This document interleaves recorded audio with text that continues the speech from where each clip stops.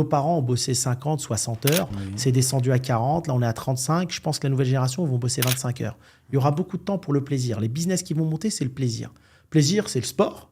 C'est aller entre potes, se balader dans des trucs sympas. Tu vois. Et je bosse de mon ordi. La richesse, ça va être ça. D'accord ? Et ensuite, donc le business physique, tu regardes. Tu vas dans les villes en France aujourd'hui. Je me balade beaucoup. Moi, quand je vais en France, en province, tous les magasins sont fermés. Ouais. Tout est en train de fermer. Les artères principales du centre-ville sont fermées et même en périphérie, c'est en train de fermer. Parce que cette nouvelle génération, qu'on appelle génération Z, ne juge plus utile d'aller se balader en ville bêtement à marcher parce qu'ils n'ont pas de temps à perdre pour ça. Complètement. Parce qu'un billet d'avion, c'est peut-être 30 €, ils peuvent aller visiter un autre pays. Complètement. Et être à cette découverte permanente du monde. C'est une génération qui veut de la nouveauté. Ce n'est plus la génération de nos parents qui était dans l'ancien temps qu'on réparait. Ils veulent de la nouveauté. Ils ont l'iPhone 15, ils sont pressés de prendre le 16. Ils veulent de la nouveauté. En 20 ans, tout a changé. Ouais.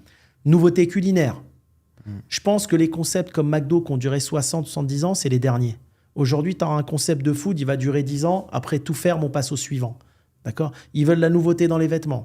Ils veulent de la nouveauté dans leurs relations amoureuses. Ils veulent de la nouveauté dans tout. Et dans la nouveauté, dans la visibilité, dans ce qu'ils voient. C'est-à-dire aujourd'hui, j'ai vu une ville, je ne veux plus rester dans cette ville 3 ans, avoir les mêmes murs, les mêmes rues et les mêmes gens. Je veux changer de ville. Je veux aller vivre là. Je veux changer de pays. C'est une génération exceptionnelle qui est féroce de nouveautés. Et de là, on arrive à savoir que ça va devenir un peuple de nomades. Complètement d'accord. Les centres-villes sont vides. Plus personne. J'ai eu mon frère il y a quelques jours en visio. Plus Il personne. m'a dit 19h, il n'y a pas un chat. J'ai l'impression que je suis à Walking Dead. Il n'y a plus rien. personne. C'est... Non, mais ça fait économiquement, sens. ça va mal, attention. Hein. Tu sais, les gens qui ont des murs commerciaux, aujourd'hui, faire attention, parce que le monde est en mouvement, là. Attention, tu peux te retrouver avec un parc de murs commerciaux qui vaut 100 millions et qui vaut plus rien parce que tu n'as pas de locataires. Hein. Si tu as des crédits derrière, tu n'as plus de locataires, ça vaut rien, tes murs. Hein. Attention, le monde, là, il est en train de vivre un changement historique. Bon, tu dis quoi à toutes les personnes là aujourd'hui qui sont dans le business physique ou qui se lancent aussi dans le business physique? Parce qu'il y a quand même une partie de la population qui aime quand même rester à une place et qui ne veulent pas forcément visiter. Ou... C'est une petite partie. Ah ouais. Tu sais, je faisais partie d'un club Ouais. qui s'appelle Retail Business à Paris quand j'y étais et on échangeait une fois par mois sur tous ces nouveaux modes de consommation. Ok. Et de la nouvelle génération. Et c'est vraiment passionnant parce que je t'assure, c'est des gens en plus qui sont plus... Ils expriment plus la richesse comme avant. Ouais. Tu vas trouver des jeunes start-upers qui ont gagné beaucoup d'argent, ils vivent dans un studio. Parce qu'ils n'en ont plus rien à foutre de tout ça. C'est dingue, hein ? C'est plus la tendance des grandes maisons. En fait, il faut s'adapter à ce nouveau monde. C'est en train de changer. Tu sais, je dis un truc, les maisons, bientôt en Europe, de 150 mètres carrés habitables, vont valoir plus cher que des maisons de 500 mètres carrés. Pourquoi ? La nouvelle génération, ils font 1 ou 2 enfants, pas plus. Je crois que la moyenne, c'est 1,6. Ouais.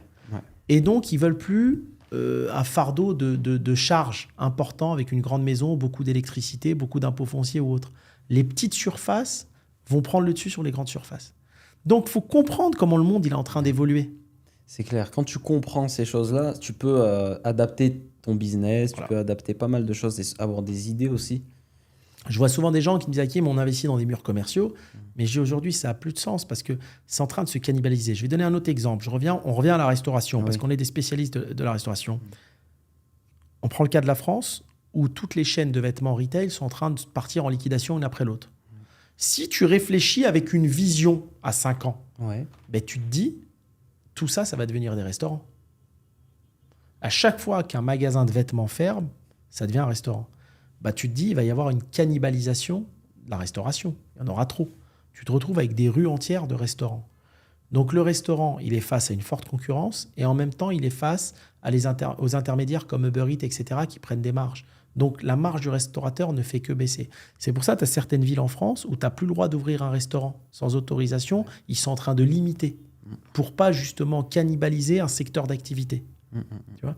Donc, c'est toutes ces choses-là, il faut aller chercher, il faut aller fouiller au fond de son esprit et partager avec des gens calés dans le domaine pour se dire comment ça va être dans 5 ans, dans 10 ans, pour qu'on anticipe. Ouais, clairement. Oh, je suis complètement d'accord. Le business physique, Ouais, moi, c'est malheureux à dire, mais j'y pense. On me propose des trucs aussi à chaque fois. Viens, on fait ça, on fait ça. Non, moi, la dernière fois que j'ai tenté un business physique, je l'ai revendu quelques mois après. C'était à Dubaï. C'est fini. Voilà. Mais ah ouais, J'arrivais. dis-moi. Non, j'arrivais plus à rester.